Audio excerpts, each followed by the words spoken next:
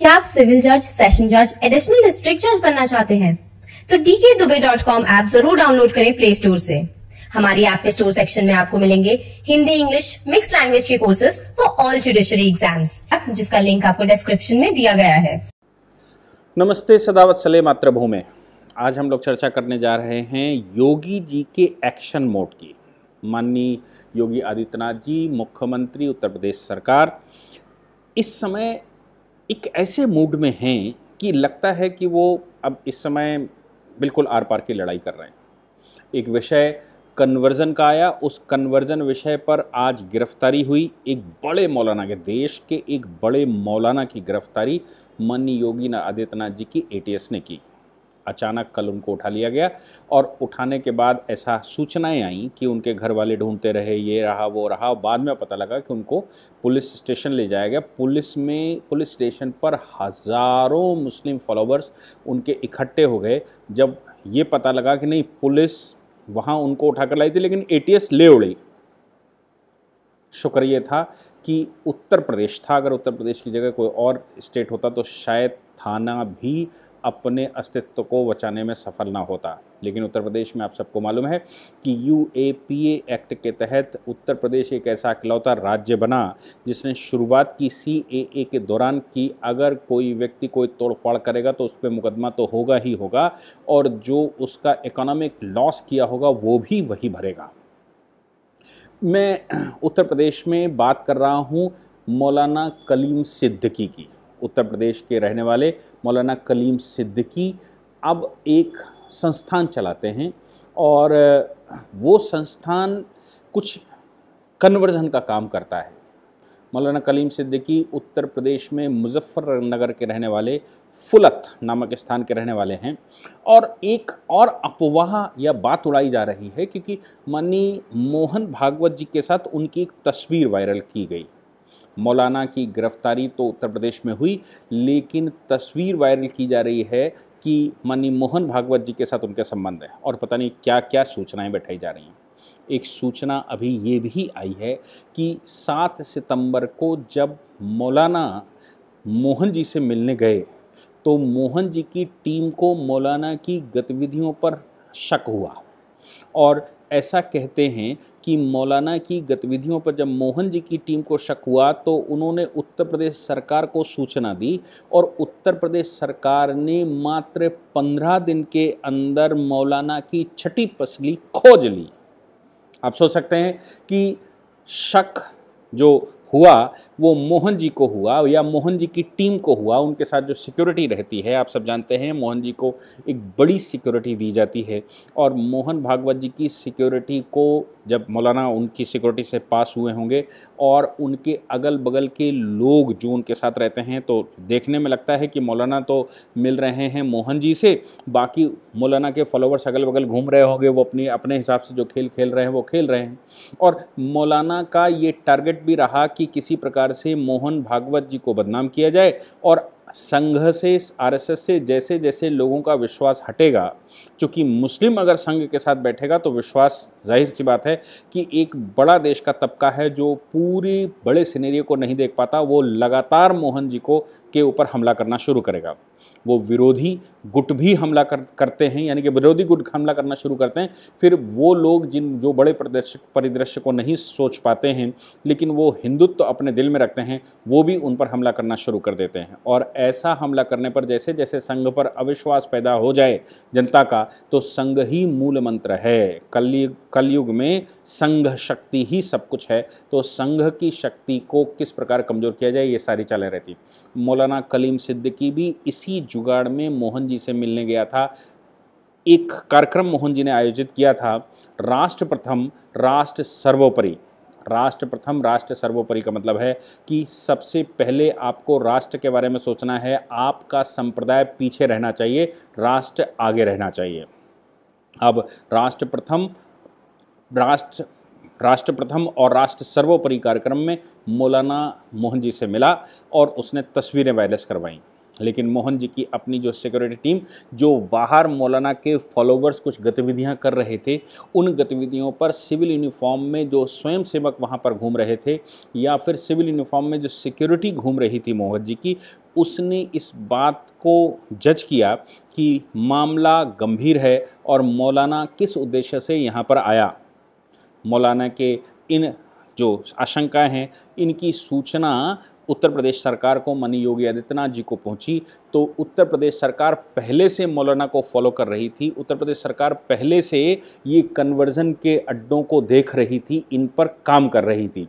और चूंकि पहले से कन्वर्जन पर, एंटी कन्वर्जन पर काम कर रही थी, और हम सबको याद होगा जैसे ही दिल्ली में मौलाना मोहम्मद उमर गौतम और मुफ्ती काजी जहांगीर कासमी की गिरफ्तारी हुई थी, उसके बाद वो प्रकरण आया था, उसके बाद उत्तर प्रदेश सरकार ने इन दोनों मौलाना को, मोहम्मद उमर गौतम और मुफ्ती काजी जहांगीर कासमी की गिरफ्तारी की थी। इस गिरफ्तारी में जो पूछताछ चल रही थी, उससे ये पता लगा कि मोहम्मद उमर गौतम मूल रूप से उत्तर प्रदेश के फतेहपुर का रहने वाला है। जल्दी में ही वो कन्वर्ट हुआ और अब वो कन्वर्जन का गेम खेल रहा है। लेकिन इस कन्वर्जन के पीछे जो बड़ी ताकतें हैं वो कौन? एक तो उधर से जो सिग्नल आया, मोहन भागवत जी की तरफ से सिग्नल आया, और ऊपर से ये जो जांच चल रही थी, इन दोनों को जब मिलाकर देखा गया तो पता लगा कि ये जो कलीम सिद्दीकी है ये एक बड़ा प्लेयर है। फॉरेन फंडिंग पर ISIS की फंडिंग इसके पास अच्छी खासी आती है, और पूरे देश में ये ऐसे मदरसे चलाता है जिन मदरसों में जिहादियों को पैदा करने का उपक्रम किया जाता है। ऐसी परिस्थिति जब सामने आई और योगी आदित्यनाथ जी की सरकार ने इस पर काम करना शुरू किया, तो मालूम पड़ा कि मौलाना तो बड़ा खिलाड़ी है। मौलाना अभी पीछे, जब सुरक्षा एजेंसियों के निशाने पर वो पहले से था ही, तो मौलाना पूरे देश में चूँकि घूमता है, विदेशों में भी घूमता है, विदेशों में इस्लामिक लेक्चर भी देता है, और खूब सारे वो उपक्रम करता रहता है संसार भर में। हिंदुओं को बरगलाकर कन्वर्ट करना, हिंदुओं को उल्टा समझाकर कन्वर्ट करना, और विवाह करवाना, विवाह से करना, यानी कि जितने प्रकार के जिहादी कार्यक्रम चल सकते थे उन कार्यक्रमों में मौलाना शामिल था। और चूंकि मौलाना शामिल था और उत्तर प्रदेश का था, ऊपर से सिग्नल मोहन जी की तरफ से आ गया था, तो योगी जी ने तो चुप्पी साधनी सीखी ही नहीं, और योगी आदित्यनाथ जी ने उस पर तुरंत एक्शन लिया और एक्शन लेते हुए उसकी गिरफ्तारी की। अब दिल्ली के मुख्यमंत्री के सिपहसालार अमानतुल्लाह खान का चिल्लाना स्वाभाविक था, कांग्रेस का चिल्लाना स्वाभाविक है, आम आदमी पार्टी का चिल्लाना स्वाभाविक है, और अखिलेश यादव के चूंकि ये अब्बाजान के दोस्त हैं इसलिए उनका भी चिल्लाना स्वाभाविक था। अब मुस्लिम अत्याचार, मुसलमानों पर अत्याचार, मुसलमानों की गिरफ्तारियां, उत्तर प्रदेश में चुनाव, और ये इनके पास कुछ है नहीं इसलिए योगी जी ये कर रहे हैं। उमर गौतम की गिरफ्तारी की थी तब क्या था, या उससे पहले भी UAPA लगाया था तब क्या, कौन सा चुनाव था?